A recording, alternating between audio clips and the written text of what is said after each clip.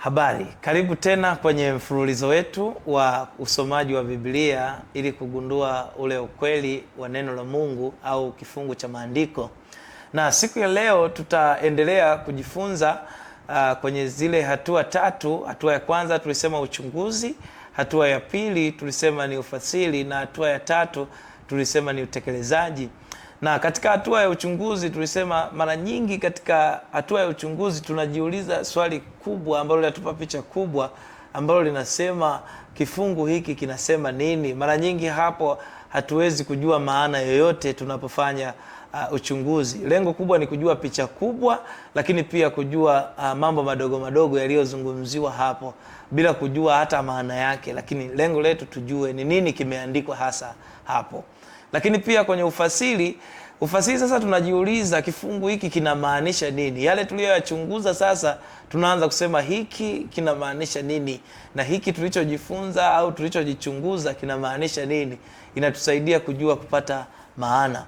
Lakini jambo la tatu tulisema ni utekelezaji, na swali kubwa kwenye utekelezaji ni kifungu hiki kinataka mimi nifanye nini au nitekeleze nini. Hilo ni jambo la muhimu sana.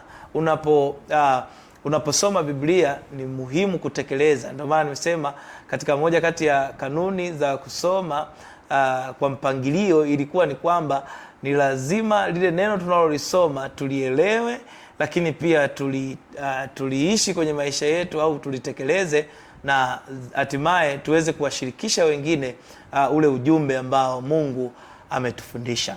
Kwa hiyo kwa hakika tutaendelea leo katika hatua ya kwanza ya uchunguzi kama tulivyo ishia. Kwa hiyo kwenye hatua hii ya uchunguzi tunajifunza nini? Tunajifunza kwamba hatua ya uchunguzi wa maandiko au kuchunguza kifungu cha maandiko, tunajifunza kwamba katika hicho kifungu tunaangalia moja, picha kubwa, lakini pia tunaangalia mambo madogo madogo. Na njia hii kwa kweli inahitaji utafiti na udadisi. Tutajiuliza maswali mbalimbali ya udadisi na utafiti. Lengo lake kubwa ni ili tuweze kuchimba kile kifungu, kuweza kukigawanya, wanasema kukichanganua.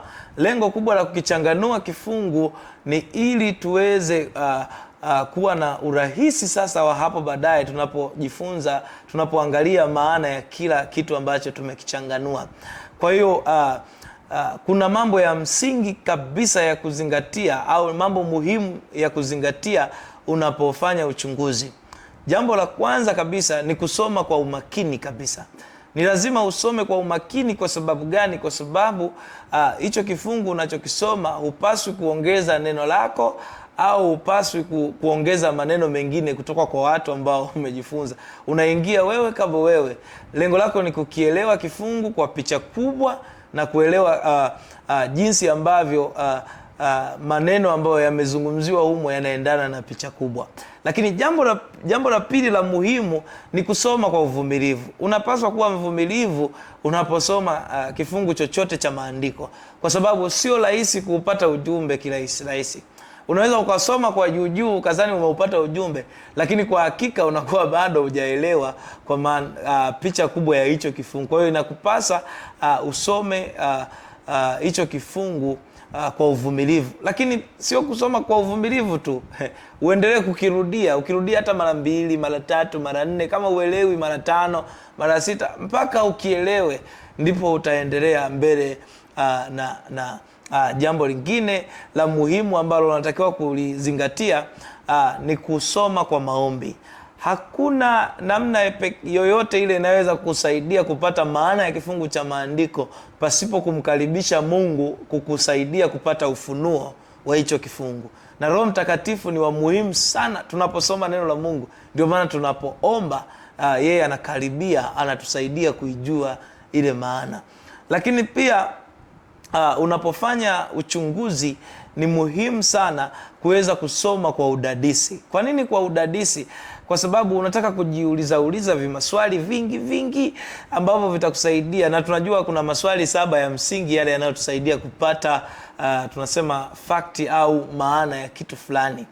yale ni maswali ya utafiti, ni ya muhimu mno. Yaani yale tutayasoma, nani aliandika, wapi, lini, namna gani, kwa nini alisema hivyo, anataka nifanye nini, ni ya muhimu sana. Tutayaangalia hapo baadaye katika sehemu inayofuata, lakini nilikuwa nataka ujue pia ni muhimu kusoma kwa muktadha. Yaani kila kifungu huwa kinajenga juu ya maana au mada kubwa ya kitabu husika. Kama unasoma labda ni kitabu cha Waefeso, ujue hata kama utasoma Waefeso 1 labda 3 mpaka 14, ujue kwamba inajengwa kwenye Waefeso 1 hadi 2. Kwa hiyo haiwezi kuruka, lakini inajengwa pia kwenye ujumbe mzima wa kitabu cha Waefeso. Kwa hiyo ni muhimu sana kutoacha muktadha. Muktadha ni wa muhimu sana, na kuna muktadha wa kimazingira, kitamaduni, kuna muktadha wa kifungu husika cha neno la Mungu, lakini kuna muktadha wa Biblia nzima, kuna muktadha wa kitabu pia. Ni muhimu sana kuzingatia hiyo, kwa sababu itakusaidia kupata maana ya baadaye unapochunguza. Lakini pia kuna mambo ya muhimu ya kuzingatia kuchunguza. Unapochunguza kifungu cha maandiko, basi kuna tahadhari ambazo unatakiwa kuwa nazo. Tahadhari ya kwanza, usiingie kusoma neno la Mungu ukiwa na maana yako kichwani. Maana yake usiingize maana yako yoyote katika kifungu cha maandiko, hata kama ulijifunza jana au juzi, ulijua, lakini unapoingia kusoma neno la Mungu ulione kama ni jipya kabisa machoni pako au masikioni kwako. Hata kama ulijifunza miaka 10, miaka 5 na una uzoefu nalo, usiingie na uzoefu wako unaposoma neno la Mungu. Ni muhimu ukiruhusu kifungu cha maneno au kifungu cha maandiko matakatifu kikupe maana halisi ya kuishika na kuitekeleza na kuifundisha. Lakini pia ni muhimu kubaki kwenye maana au muktadha. Kwa nini ni muhimu kubaki kwenye maana? Kuna mmoja kati ya waandishi wa vitabu ameandika kitabu cha mahubiri fafanuzi, anaitwa David Hume. Alishaisema kwamba ni muhimu kubaki kwenye mstari wa maandiko, usiongeze wala usipunguze, kwa sababu pale unapoongeza unalipotoa neno la Mungu, pale unapolipunguza unalipotoa neno la Mungu. Kwa hiyo hatupaswi kuongeza wala kupunguza. Kwa hiyo ni muhimu sana unaposoma neno la Mungu uhakikishe kwamba unabaki kwenye mstari wa neno la Mungu. Kwa hiyo kuchunguza kwetu ni lazima kutubakize kwenye yale maneno husika yaliyobaki kwenye nini? Kwenye kifungu cha maandiko. Usiingize maneno ambayo hayapo kwenye kifungu cha maandiko. Ndio maana tunachunguza maneno yanayojirudia. Tunachunguza muda mwingine hata vitenzi, virai. Lengo lake kubwa ni kuweza kupata ile maana halisi ya kifungu pale tutakapofanya ufasiri. Kwa hiyo tahadhari ni muhimu, na usisome Biblia kama huwezi kutekeleza kile ambacho unakisoma. Kwa sababu mmoja kati ya waandishi alisema kwamba tunaposoma kifungu cha Biblia, lengo kubwa la kusoma Biblia ni kutekeleza Biblia, ni kuitii Biblia, ni kuiishi Biblia, ni kuifanya Biblia kuwa utamaduni wa maisha yetu ya kila siku.